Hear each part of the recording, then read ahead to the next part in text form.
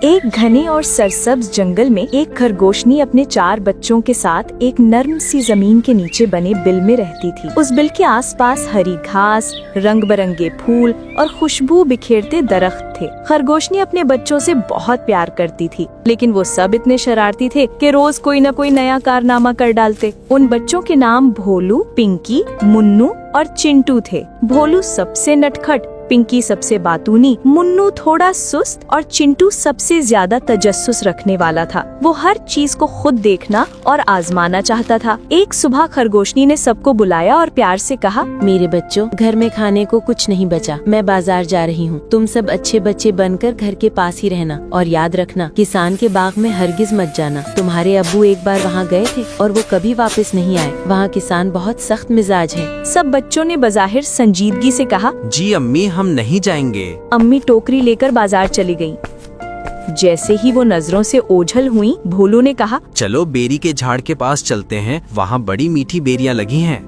मगर चिंटू चुप रहा। वो किसी और ख्याल में था। तीनों बहन भाई हंसते गाते बेलियां तोड़ने चले गए। चिंटू ने आहिस्ता से सोचा, मैं तो किसान के बाग जाकर देखूंगा, आखिर वहाँ ऐसा क्या है जिससे सब डरते हैं। वो दबे पांव वहाँ जा पहुँचा। बाग वाकई जन्नत जैसा था। हरे भरे पौधे, ताज़ा सब्जियाँ, टमाटर, मूलियाँ, फलियाँ, सलाद और खुशबू हर तरफ फैली हुई थी। चिंटू खुद को रोक न सका। उसने एक पत्ता तोड़ा, चबाया, फिर दूसरा, फिर तीसरा और हंसता गया। वो खुशी से उछलने लगा। वाह, क्या मजे की खाने हैं। मगर उसी लम्हे एक जोरदार आवाज आई, ओए चोर खरगोश। किसान हाथ में कदाल लिए दौड़ा आ रहा था। चिंटू के होश उड़ गए। वो दौड़ने लगा। जमीन कीचड़ भरी थी। चिंटू एक जाल में जा फंसा। हाय, मैं गया। वो रोने लगा। इतने में चंद चिड़िया ऊपर से गुजरी। एक चिड़िया बोली, हिम्मत करो छोटे खरगोश, अपनी जैकेट उतारो, तभी निकल सकोगे। चिंटू ने कांपते हाथों से जैकेट उतारी और खुद को निकाल लिया। मगर किसान अब भी पीछे था। वो सांस फूलते हुए एक लकड़ी के कमरे में जा छुपा और वहाँ रखे पानी के डोल में कूद गया। ठंडे पानी ने उसके दांत बजा दिए। किसान अंदर आया और चीजें इधर उधर हिलाने लगा। चिंटू ने सांस रोक ली, मगर अचानक उसे जोर की छींक आई। हाँ, यही है। चिंटू फौरन बाहर निकला और पूरी कुव्वत से दौड़ा।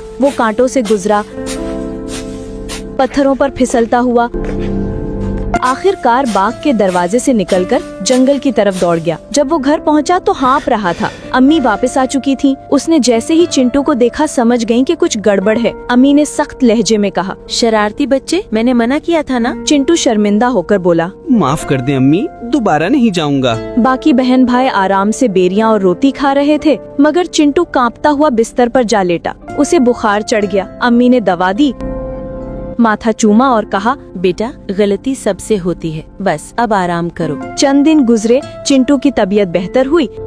एक दिन उसका कजिन टिट्टू आया। चिंटू, किसान आज शहर गया है, चलो तुम्हारे जूते और जैकेट वापस ले आते हैं। टिट्टू हमेशा नई मुहिम के लिए तैयार रहता था। चिंटू पहले तो डरा, मगर फिर बोला, चलो अब मैं बहादुर बनूंगा।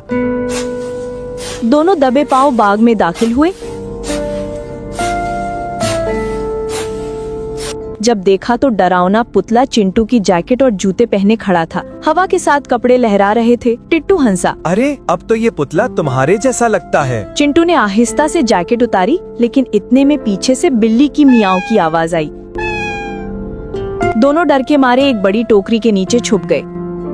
बिल्ली आकर ऊपर बैठ गई। घंटों वहीं बैठी रही। आखिरकार टिट्टू का वालिद आया। उसने बिल्ली को भगाया और दोनों बच्चों को बाहर निकाला। तुम दोनों ने फिर वही हरकतें शुरू कर दी, घर चलो। घर पहुंचकर अम्मी ने चिंटू को गले लगाया और कहा, बेटा, कपड़ों की फिक्र नहीं, बस तुम सलामत वापस आ गए हो, यही काफी है। चिंटू ने सर झुकाकर वादा किया, अम्मी, अब मैं कभी किसी खतरनाक जगह नहीं जाऊंगा। उस दिन के बाद चिंटू वाकई समझदार बन गया।